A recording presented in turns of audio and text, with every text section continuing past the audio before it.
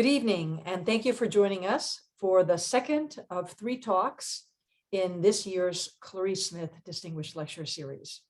I remind you that the final talk is coming up on November 17th, featuring a dear friend and great scholar, Dr. Richard Powell. Look for that, and we have that as a reminder at the end of the program. So for those of you who don't know, I'm Stephanie Stevish, and I have the pleasure of being the Margaret and Terry Stench Director of the Smithsonian American Art Museum and the Renwick Gallery. And I warmly welcome all 800 of you in this virtual conversation and presentation today. So I know that it will be an engaging presentation. So this evening, we have the distinct pleasure of hearing from Dr. Nada Shabut, who is a Regent Professor of Art History and also a coordinator of Contemporary Arab and Muslim Cultural Studies initiative at the University of North Texas in Denton, for those of you who know Texas. Before I introduce her, just a couple of logistical items for all of you. So first, you can submit your questions for the speaker in the Q&A box, and they'll be answered at the end of the talk, which will run about 45 minutes. Second, as you may notice, the program is being recorded. So you'll have the opportunity to hear it again or share it with others, and it will go live at a later date. And third, we ask that you not immediately sign off, as you are in the habit of doing after the Q&A, because we have a survey for you. We would very much welcome hearing from you about programs that you would like to have prepared for you by the American Art Museum. Okay, so what can I tell you about our speaker tonight? So Nada Shabut is the founding president for the Association for Modern and Contemporary Art from the Arab world, Iran, and Turkey. She served as project advisor for the Saudi National Pavilion for the Venice Biennale in 2019.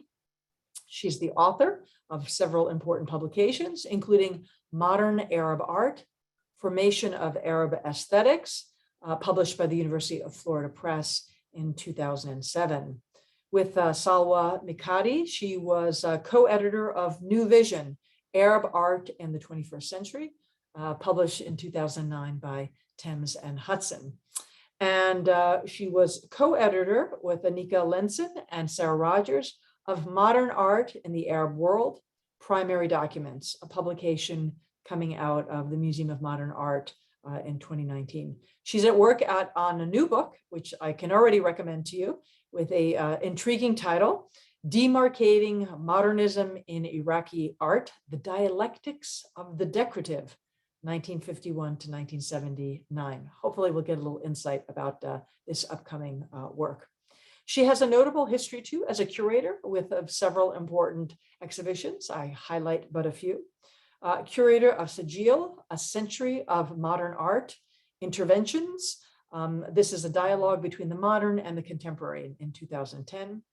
A major traveling exhibition she served as co-curator called Dafatir, Contemporary Iraqi Book Art, which traveled for some 4 years from 2005 to 2009. Her work is also recognized with many awards, including a writer's grant from the Andy Warhol Foundation in 2018, the Presidential Excellency Award at the University of North Texas in 2018.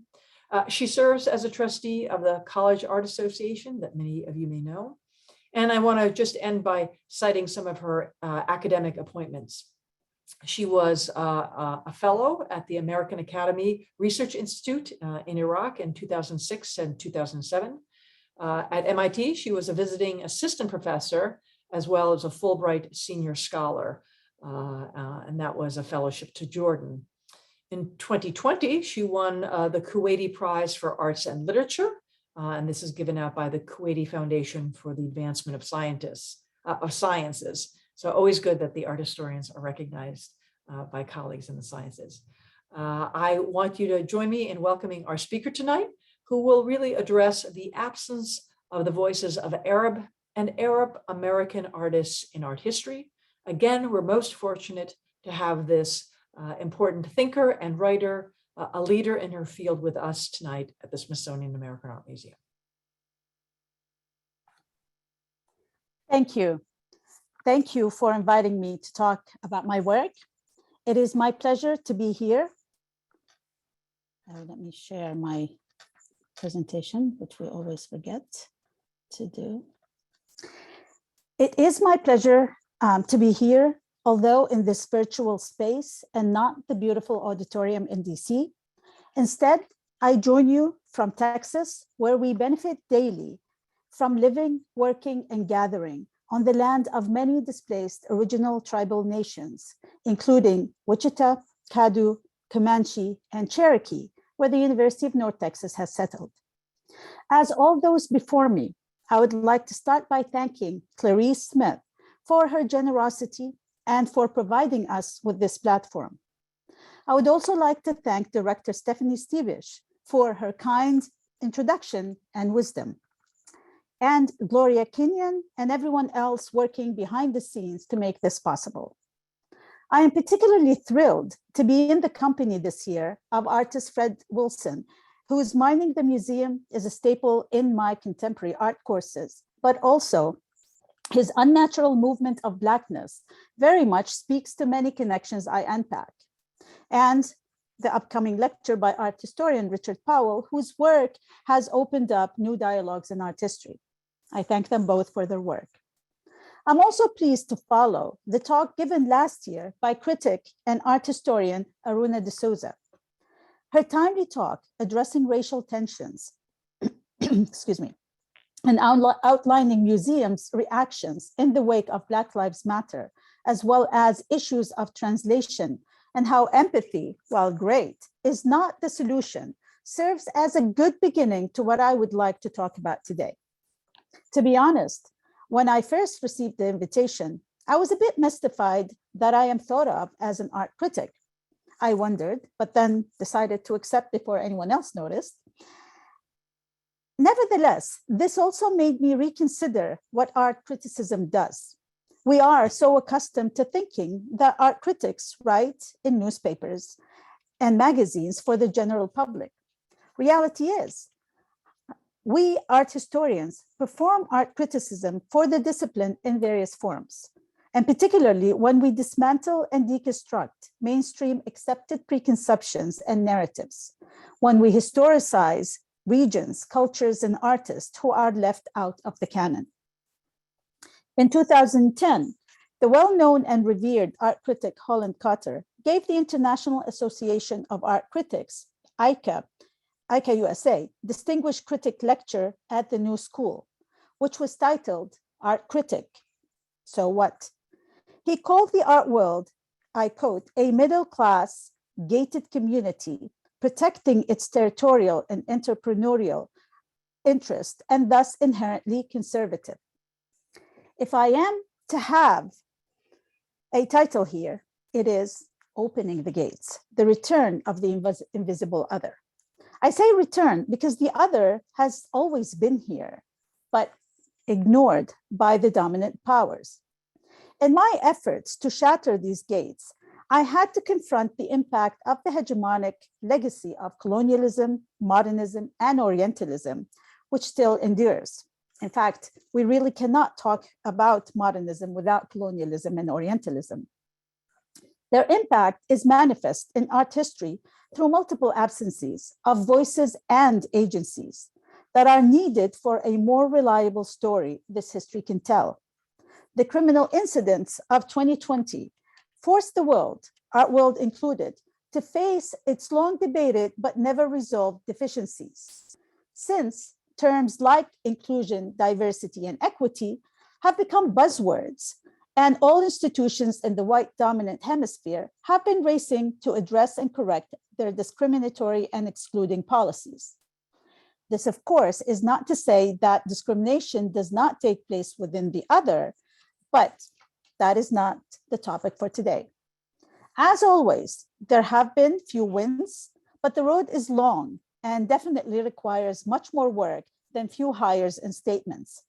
An exhibition, a journal issue, a TV show centered around Black or Hispanic America is not sufficient to correct the wrong that has been done, nor to rectify history.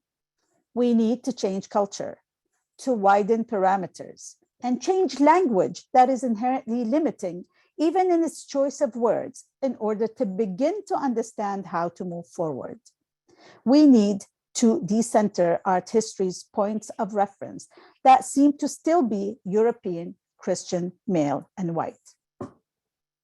But also inclusion and diversity should accept that all others who have been excluded as equal contributors in making history. We live in an age of mobility through money and through war. Our societies are made up of citizens who were not necessarily born where they live or where they will die, but also refugees.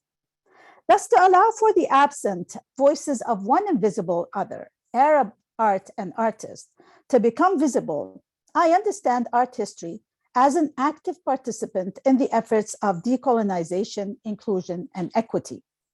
Completing the missing from the art history canon will allow us to understand what we have been calling the global contemporary in much richer ways. How can we speak of an American contemporary art scene without including Arab American artists who are always burdened by their hyphenated identities and heritage? Identities are complex, as we all know, and more so today with the dual nationalities and multiple cultures we all inhabit. Personally, I don't necessarily think of myself as an Arab American or an Iraqi American, as I am often referred to by others in order to authenticate my voice, but rather an American and an Arab and an Iraqi and a Brit and many other adopted cultural identities.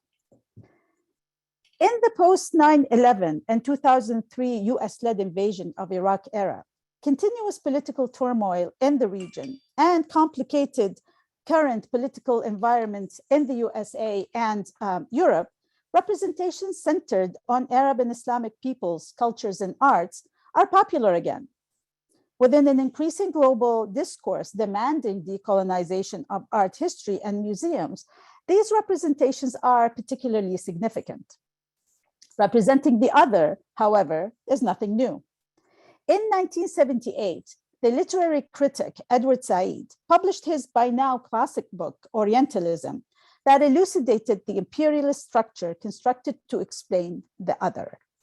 Orientalism has been translated into more than 30 languages, engaged or critiqued by every scholar in the field, and launched a complete reconfiguration and how we think about representations of the other through a number of disciplines in the humanities, from art history and anthropology to post-colonial studies and others. Orientalism, however, is still very alive. The more recent calls for decolonization ask us to critique post-colonialism. Meanwhile, the new discourse is rethinking contemporary art during what it perceives as a global crisis, considering recent geopolitical, economic, and health emergencies and their impact on visual culture and artistic practice. Modernism in the arts, as it developed outside Europe or North America, is now an important and growing area of research in art history. In order to understand the web of connections that constitute modernism, there is also a pronounced move in academia and scholarship from a center-preferee binary, as well as the notion of alternative modernities that necessarily continues to compare a copy to an original. More importantly, there is also an acceptance that what modernity and modernism meant or means in any given space or time around the world cannot be understood without the voices of its local practitioners.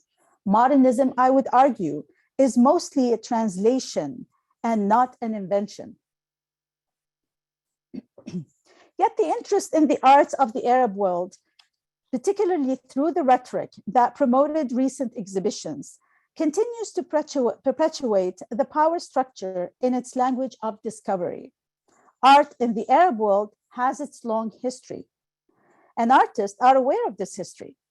That Western scholarship is ignorant of this history speaks only to its limitations. Yes, we need more research on art of the Arab world, but we should not assume that the art needs rescuing.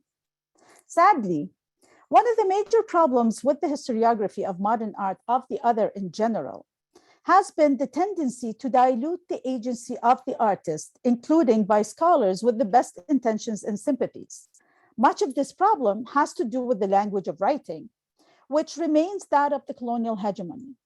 As such, it remains impossible for the Arab artist to achieve anything based on internal or local needs and desires, but be always at best influenced, inspired, or draw on European examples, be it style, structure, or production. While on the surface, it appears to be the problem of language of writing, clearly it is equally a problem of episteme.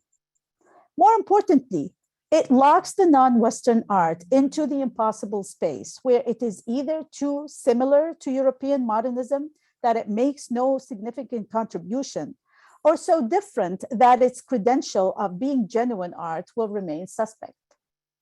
A telling example of how language imprisons us in the races legacies is the often repeated sentence when speaking about modernism outside of the Euro-American tradition. I quote, "Modernism that fuses inspiration from local reality and indigenous sources with imported Western artistic concepts and techniques," end of quote. We never really say that when we speak of Monet, Matisse, or Pollock, do we? By invoking this sequence and references, we necessarily think of an original and a copy, of belatedness and inequality. But we also end up reifying the artist experience as necessarily different than other artists in the world, including those with whom they studied in European academies. I look at our international students today at art schools and programs and wonder how will they be discussed in history. It is one thing to expect a rejection of Western hegemonic methodologies, but another to expect them to be stylistically different than the age they live. Why should Arab artists have a unique Arab everything in their art, but not French artists of the same period? Why is Paris the center and Cairo the periphery? Art, as we all know, is always political. However, art from the Arab world and the Southwest Asia and North Africa, Soana region, is further politicized and generally received in connection to wars and conflict, assuming a direct correlation in the production of this art to politics, war, and now terrorism, with a focus on subject only while denying aesthetics. Modern art in the Arab world has continually been sympathetically explained and defended in relation to European imperialism and Orientalism. Acknowledging the existence of Arab modern art has been predicated on a sudden rupture in the region's history through colonialism and submission to superior powers. This unequal and condescending relationship, as explained through Orientalism, argues that the West became obsessed with the timelessness and backwardness of of the East as the exotic other, which mandates that Arabs had to be in awe of this progressiveness of this superior civilization, designating the West as leaders and Arab as perpetually followers and imitators. Could we not understand the Arab artist's realization of the status quo as a simple submission, not as a simple submission, but as conscious, global, rhetorical, theoretical, and ideological reworking of aesthetics? Is it not the inequality of power that allows Matisse and Clay's adaptation and philosophical reformulations of Islamic aesthetics to pass without commentary, whereas a comparison to a European counterpart is always deemed necessary when speaking of Arab artists?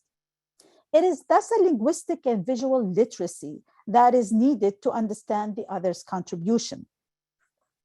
Perhaps it was fortuitous that when I began to focus my energy on modern Arab art, the rest of the world was interested as well. Not only wars and conflict, oil as always, but also oil revenues that allowed for new collecting practices in the Arab world, particularly in the Arabian Peninsula, including Qatar and the United Arab Emirates and Saudi Arabia, which facilitated the expansion of art market and in many ways fundamentally changed the cultural map of the visual arts in the region in connection to the rest of the world. Consequently, contemporary Arab art became subject of global interest, not only by private collectors who purchased contemporary Arab art from auction houses, who set up in the region as well, but a multitude of exhibitions in prominent museums took place. My career and academic path have not been conventional as followed by many of my art historian colleagues. Trust me, it was quite a challenge when it was my turn to get tenured. Who would review my dossier? My scholarship and its trajectory has been and is driven and informed by my awareness of this absence, this lack of representation and agency of an other I deem important in the discourse of modernism and art history. It is what instigated my professional journey beyond my initial architecture studies, an absence of the visual I grew up with and was surrounded by in my youth. As an international student here in the United States in the 1980s, I was baffled by this absence. Why is it that no one seemed to know anything about it, but then fascinated by my references to it in my own work, which of course was then perceived as exotic.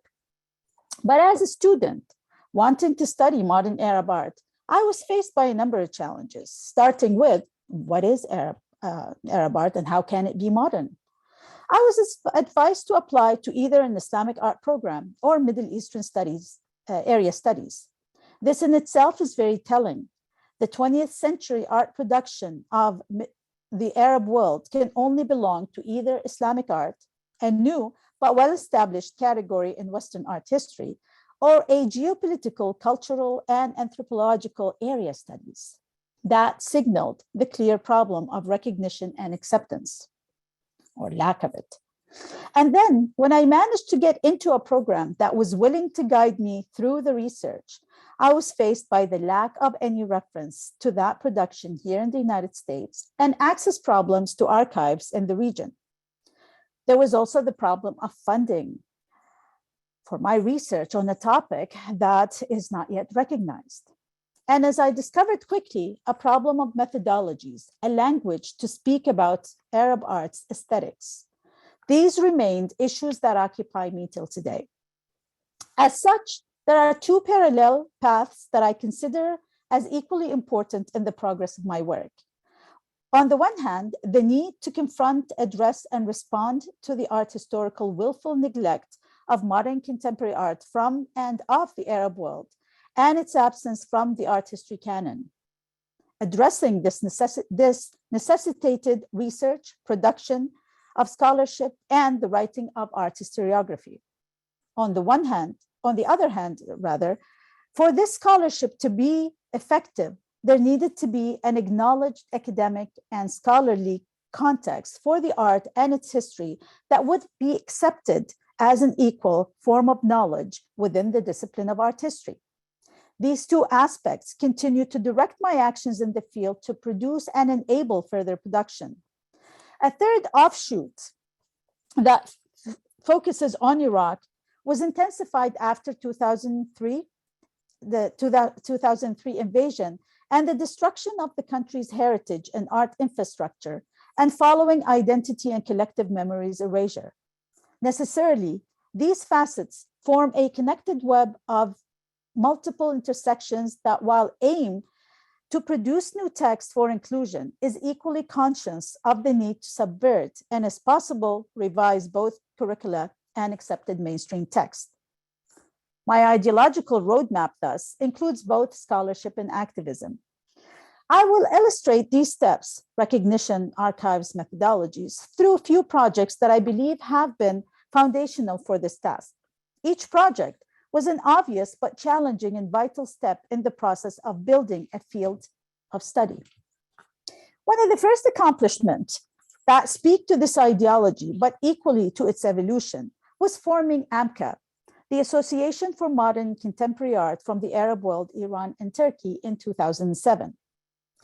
Conceived in Montecatini, Italy, and registered in Fort Worth, Texas, AMCA's main objective was to open up a space of collective voices, strength in numbers, exchange and support for all those who were working on and interested to organize, engage, discuss, and push the research on modern contemporary art of the region. a space that I profoundly missed as a graduate student and in my early career. AMCA is a college art association and Middle East Studies Association affiliate that has been successful thus far in its contribution to changing the rhetoric of both and our discipline, as well as providing scholarly and historical context for the artist and to the contemporary production. AMCA's aim from the beginning was also to connect with scholars in the region. We held our first AMCA conference in 2010, at the opening of Mathaf, the Arab Museum of Modern Art in Doha, Qatar. Opening Mathaf with Sejil, A Century of Arab Art, an exhibition I curated from the permanent collection, was in itself a milestone for the field. The AMCA conference at Mathaf, where a wide-ranging collection of Arab modernist art was on display, allowed AMCA members, scholars, and students participating to present the research with actual works of art that had only been seen in reproductions or textual references before. But also, it was an announcement that there is a community of researchers working on modernism in the region that together were establishing this as a distinct field. AMCA members have been extremely productive and effective in progressing the association's goal through scholarship and projects.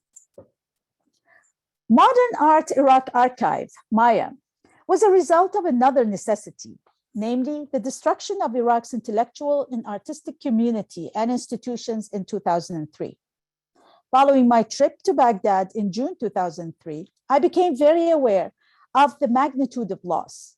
Among other losses that may have been better covered in Western media, like the Baghdad Museum of Antiquity, the Museum of Modern Art, the former Saddam Center for the Arts, which was the most important collector of modern Iraqi art and regional art, modern art as well, and the main source of knowledge for Iraqi artists during the long years of sanctions and deprivation, was in ruins.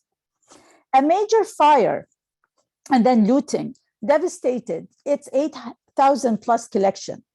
My goal then was to document the lost collection as much as possible in my efforts to preserve the knowledge and cultural memory of a history that had not been fully written.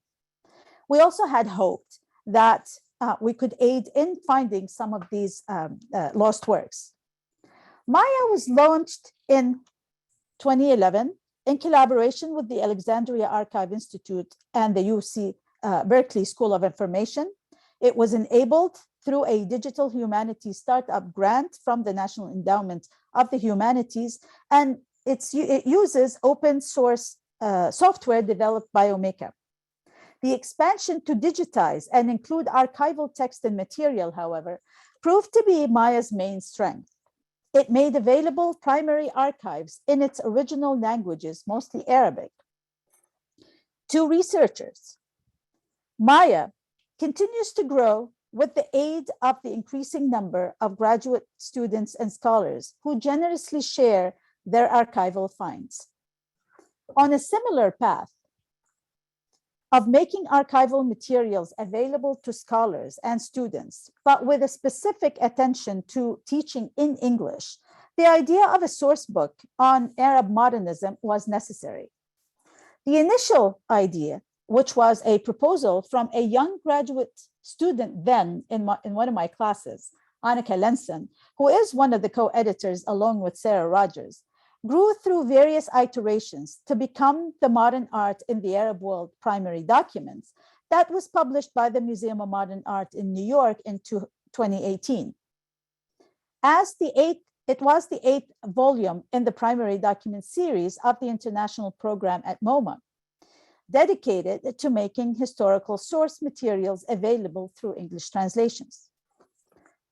The 426 pages with 125 or 127 texts, consisting of essays, manifestos, personal letters, speeches, and recollections of the Arab world's most important artists and artistic movements, spanned the years 1882 to 1989.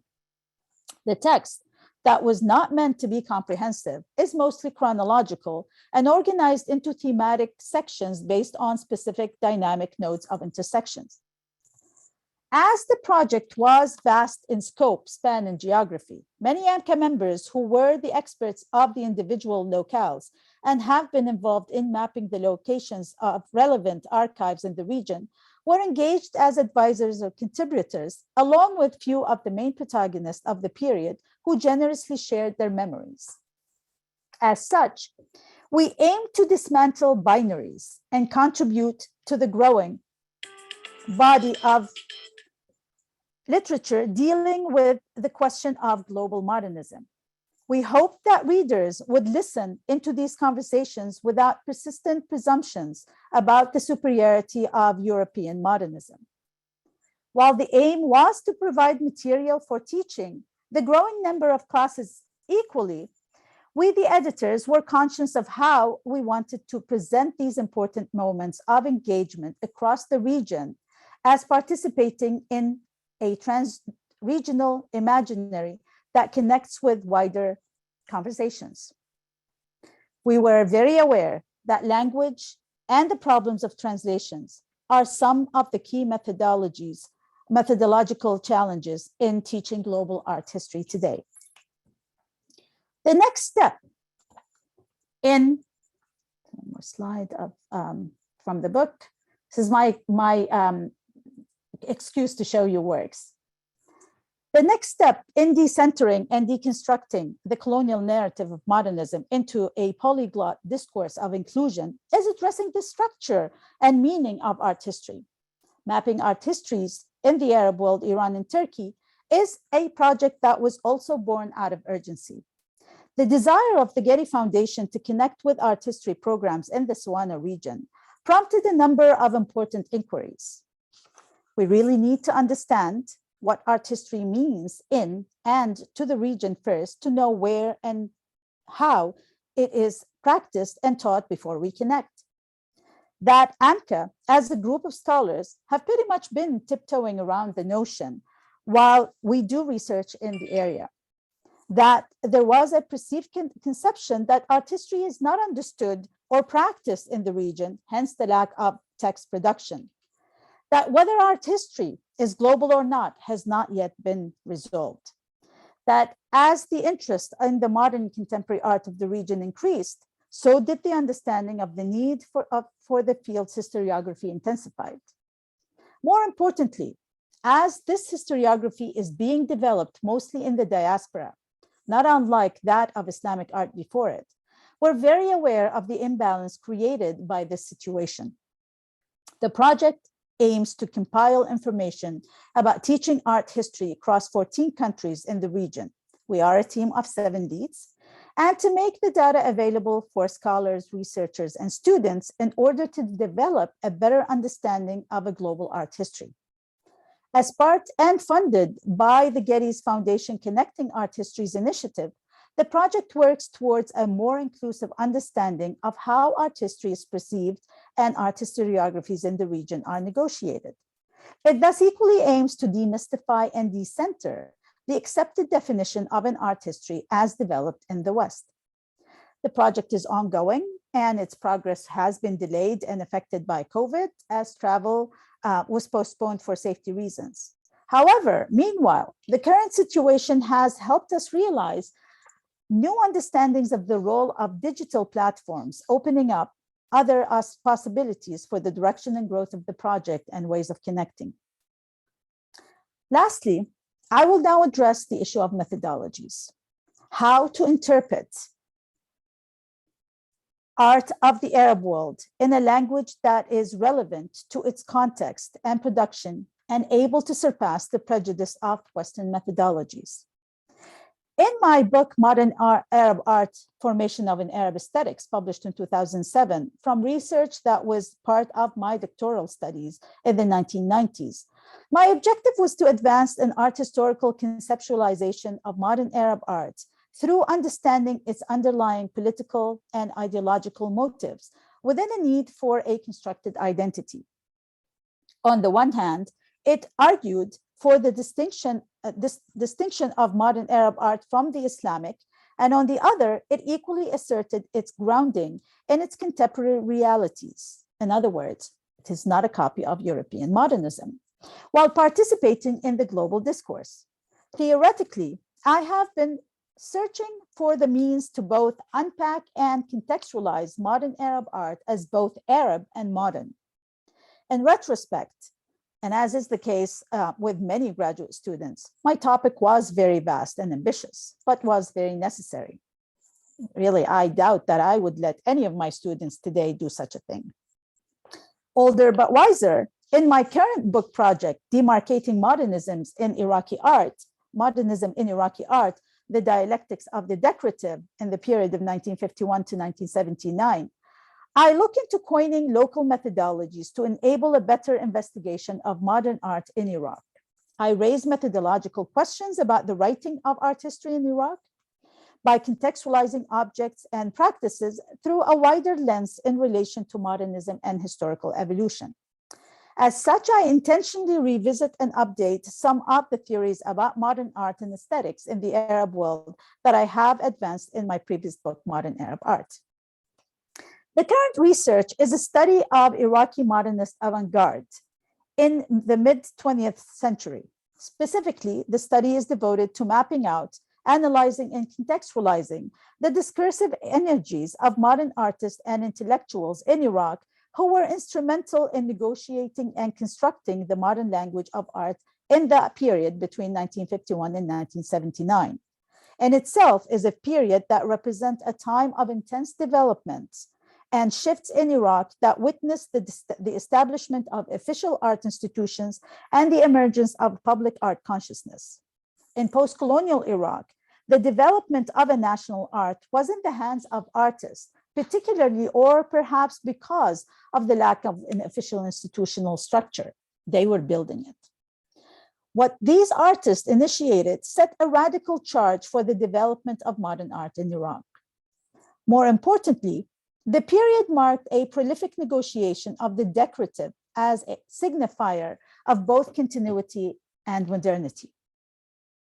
To form what Iraqi artists perceived as a visual language representative of their modern nation and reflective of their participation in writing this new chapter of their history. The book thus unpacks the decorative and its articulation in modernism at large and maps out its role in forming modernism in Iraq through detailed study of key artists of the period in consideration.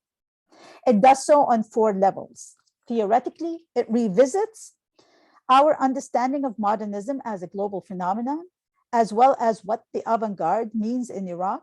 It articulates the concept of istilham as foundational in forming the Iraqi modern art vocabulary through examples of works of art and its trajectory beyond the Baghdad Group for Modern Art. It unpacks the decorative as a mode of articulation with its emphasis on the surface, and in the process will recontextualize many of the familiar objects of Iraqi art. And lastly, presents artists whose work has not been explored much in an effort to contribute to Iraqi art historiography. Iraqis would argue that their modern art represents them. The neighboring Arab countries would agree that Iraqi modern art movements have been successful in achieving a unique style that is distinctly Iraqi. But what is that? But what is it that makes the visual production perceived as Iraqi and uniquely identifiable as such? Well, one recognizes the localness in the content of the 1930s and 40s in the form of rural cityscapes and traditional neighborhoods. I would argue that the art movements that followed went beyond the content to derive specific line and surface negotiation I call line-mediated aesthetics, where the pictorial and ornamental collapse and the surface articulation negotiates both form and content with symbolic, expressive, abstract, and narrative-driven qualities that would be identity signature for Iraqi art. Moreover, this line-mediated aesthetic is a specific negotiation of the decorative by Iraqi artists that was able to mediate between their past, drawing on Islamic and Mesopotamian, and present modern styles to resolve the perceived crisis of representation that is the result of modernity.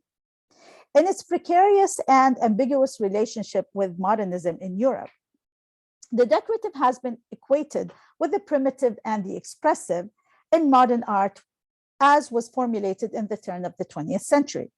This was particularly poignant with regard to non-European points of reference, African masks and Islamic ornamentation, for example, and the notion of the barbarian.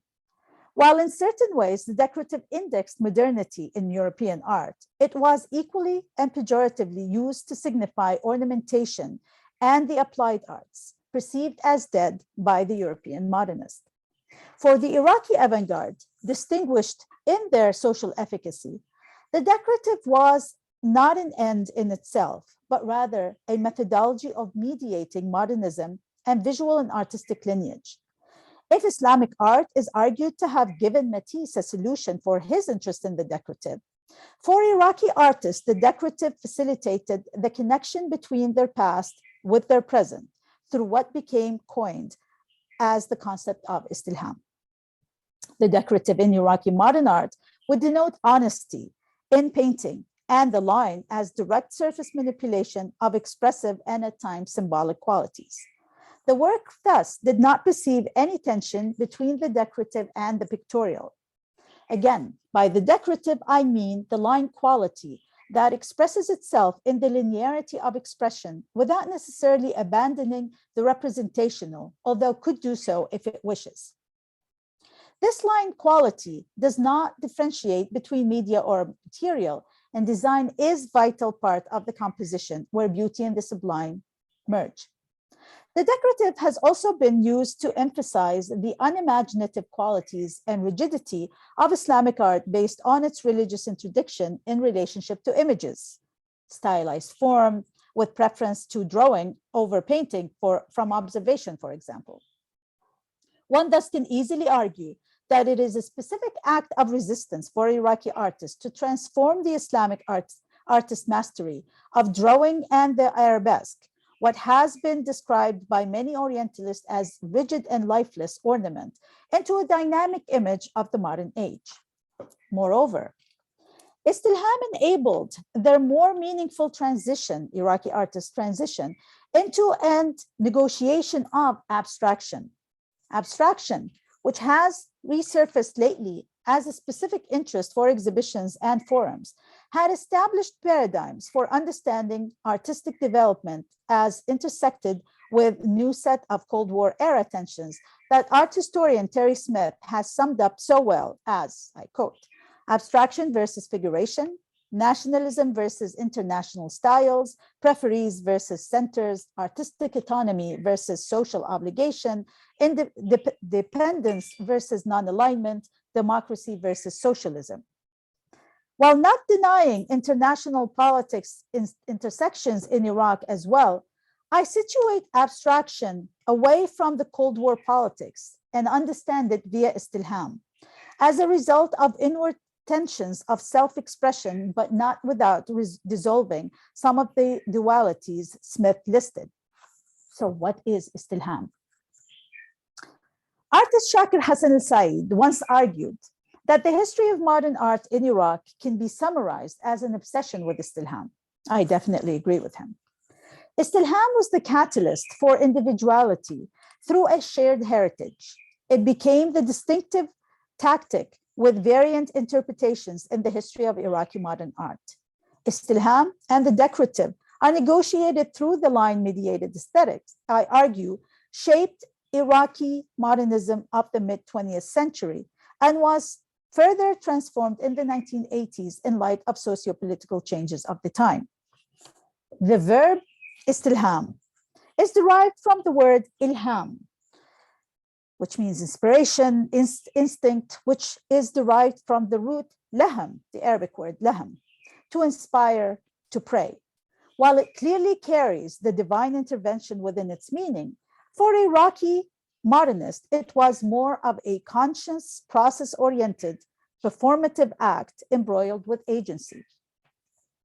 Istilham is a concept that advocates mediation between two things. It draws from one that already existed to inform one that is in the process of becoming as it projects to the future.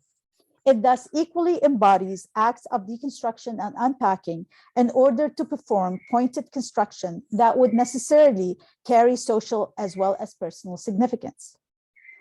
In the opening of the Baghdad Group for Modern Arts, that was established in 1951 by both artists Jawad Salim and Shakir Hassan al-Said that I showed you an image of. Shakir Hassan al-Said read their manifesto aloud, and Jawad Salim delivered his impromptu speech, The Renewal of Art, describing the challenges of engaging an audience for whom modern art was wholly unfamiliar.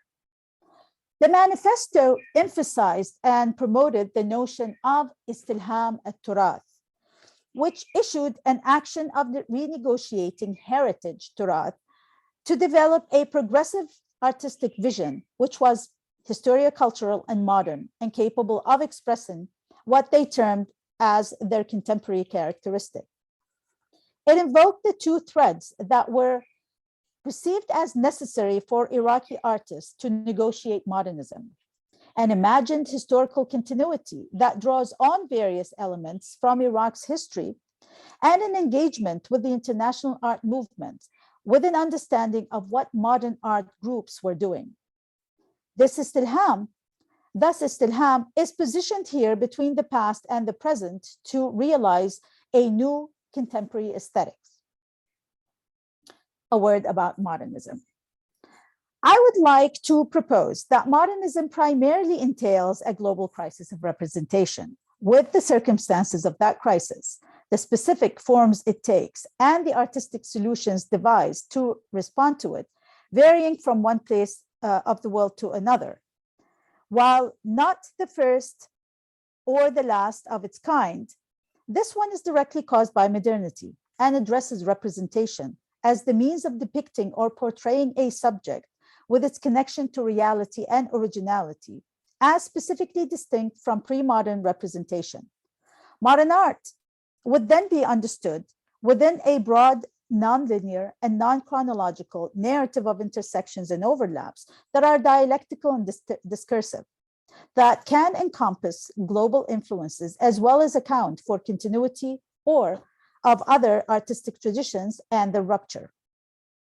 The crisis for modern Iraqi artists was rooted in the inability of the traditional modes of representation inherited from the Islamic period to depict their contemporary reality.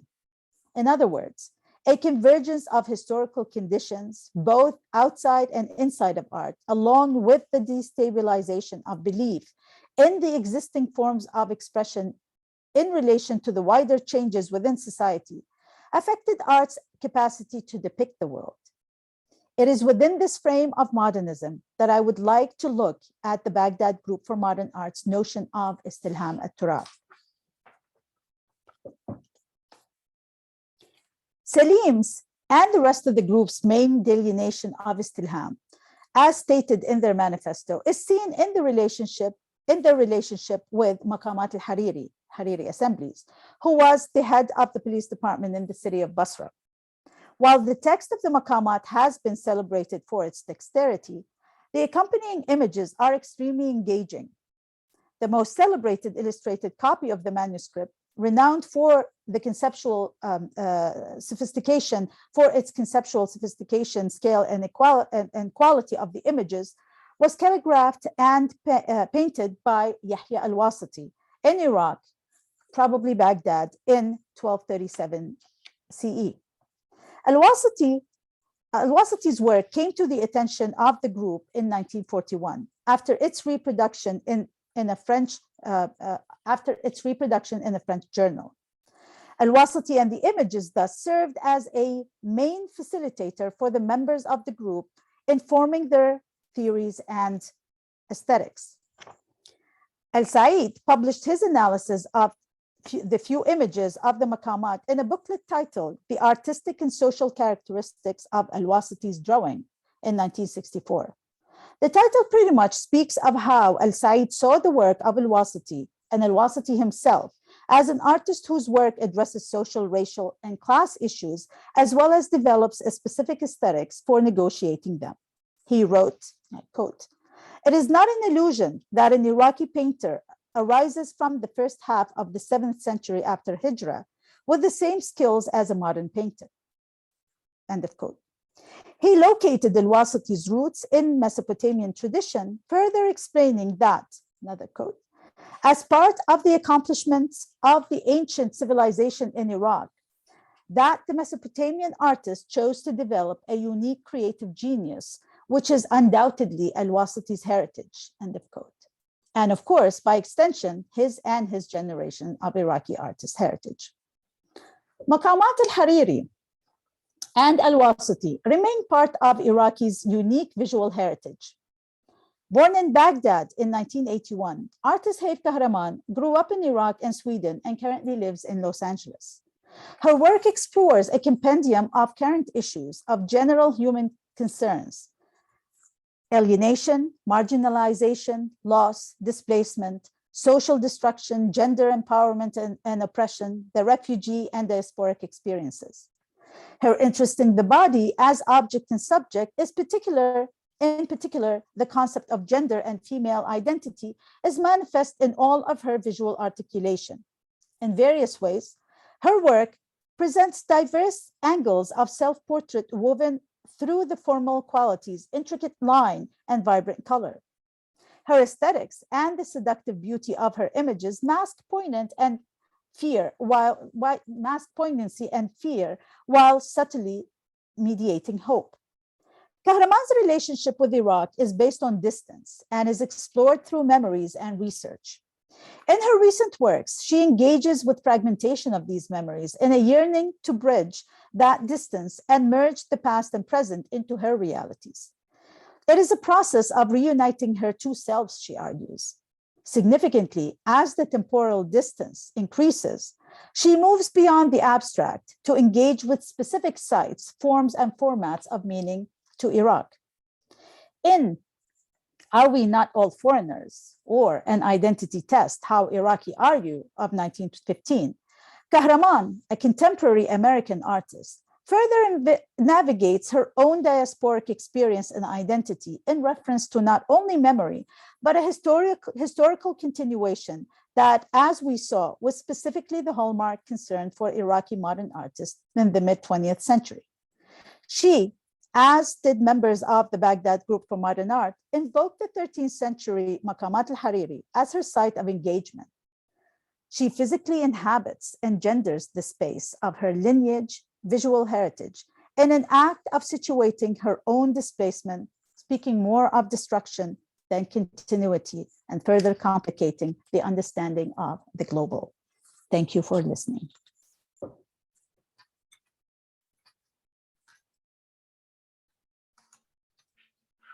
Thank you so much, Nada, for that wonderful talk. I have so much to think about now, and I know our audience does as well. So we'll take a few questions from folks from the audience.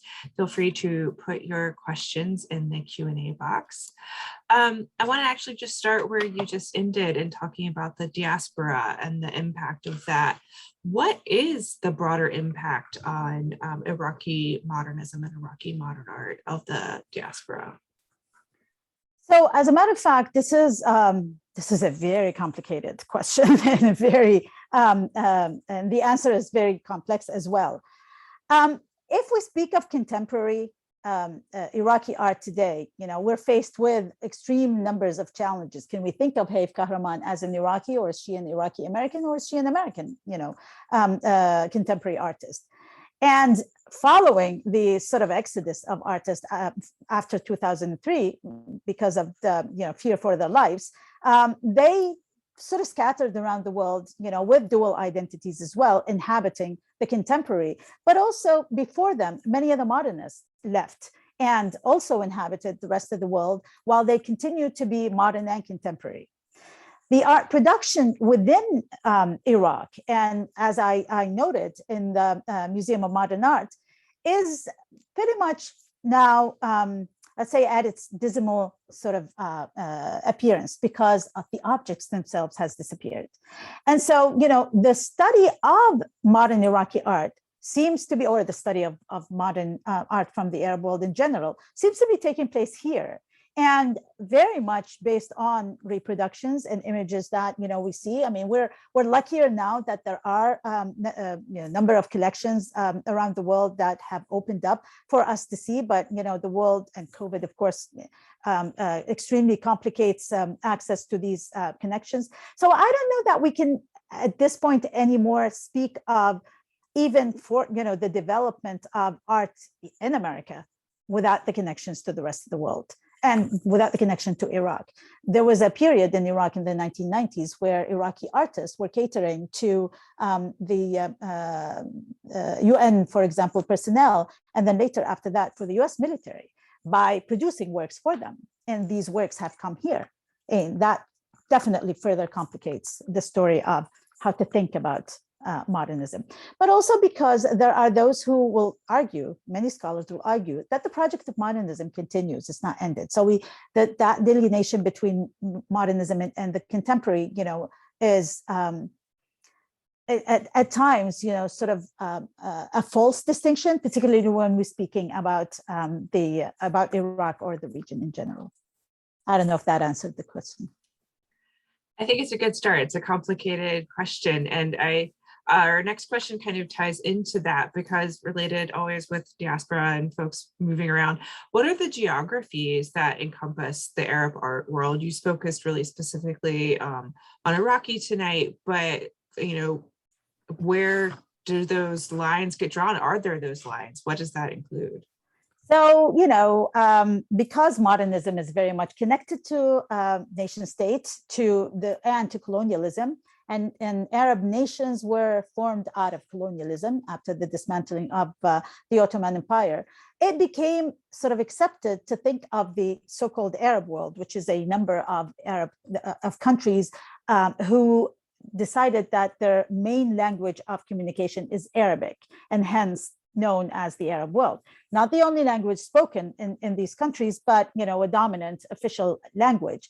And so it is a group of 24 countries, give and take, because the definition changes, that are culturally connected. So it's neither ethnically and culturally, I would argue. And so, I mean, we think of countries like Egypt or Iraq or Lebanon or Palestine or Jordan or Morocco or in North Africa. So it's that region of Southwest Asia and North Africa that constitute the Arabic world. Thank you. That is very helpful. Our next question, I really appreciate, I will say, as someone who's an art historian and that degree and the very Western focus of it, I really appreciate how you decenter that learning. And so when we as Western art historians curate a show, there's a very strong perspective that we bring. Does the Arab view bring a different perspective? Do different objects come with different meanings and come in a different way? Like, what is the curatorial approach? How does it differ from the Western approach in the Arab world? So, I mean, when we think about, we have to think about what were the artists doing and what was of concern for them. I mean, the problem with Arab art, the problem that we are trying to address, which is sort of that discrimination in the canon of art history, is not so easy to resolve, right? Because at first, I want recognition for Arab art. That means I am actually marginalizing it or isolating it in a context so I can speak of it, to only then after it is known, to dismantle that. So then these works can speak to each other. Because if we think about modernism in Europe, it wasn't really just happening in Europe on its own. Many of those so-called Arab modernists were either, were students in European places or in the United States, but also then, diaspora as they moved to live there, but also during the wars, between the period between the wars and in World War I, with the Allied forces, there were many European artists who were stationed in the Arab world, Iraq and Egypt and other places. So there is this sort of conversation and connection. It is, in fact, a problem when we try to isolate this modernism from other modernisms. What we really need to be doing is find these commonalities, these conversations that come out of these particularities of the specifics. Clearly, when we say modern Arab art, it's such a hegemonic term in itself, because it requires us to understand what Arab is, which is also very contested, and then there is modernism as well, and how and where and when. But so there's this sort of general understanding that we're speaking about this sort of Arabic speaking. I mean, kind of similar if we say Western, what is Western? But then if we look within the Arab, clearly there are specific particularities of Iraqi versus, I just argued for that in the end of my talk, or Egyptian or this or that. So we have to kind of find that balance of finding these larger, but there were larger concerns that everyone was engaging with, as well as then, be able to specifically bring out these particularities that enrich this conversation in more meaningful ways. Thank you. We have time for one more question. And this touches back on something you just mentioned with the change in art for the UN and then for the US military. So how does the growth of the art market in Qatar and the UAE and Saudi Arabia serve to decenter the West as a market and audience for Iraqi and Arab art more generally? And do new methodological insights emerge from these locations?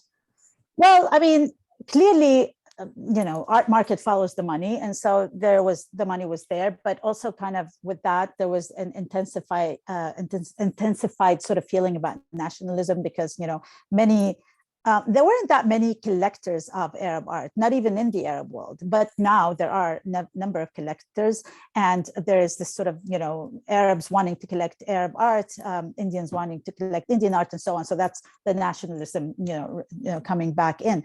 But so by decentering the market and decentering actually sort of centers of where the market can exist, it allowed for a growth of studies as well.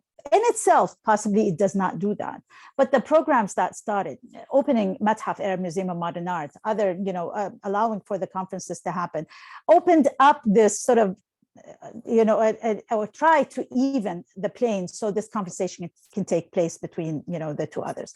Now, this equally speaks of the problems we may be having in our traditional art markets and where the money is. And so I would say, as AMCA in the association, and us scholars of the modernism took full advantage of this and been pushing scholarship and project to be able to help or aid this decentering or take advantage of it. Thank you. We have so many more questions, and I'm sorry we can't get to all of them this evening. This has been a really wonderful and informative talk. I especially enjoyed a lot of the images you shared. It was really nice to see those paired with your talk.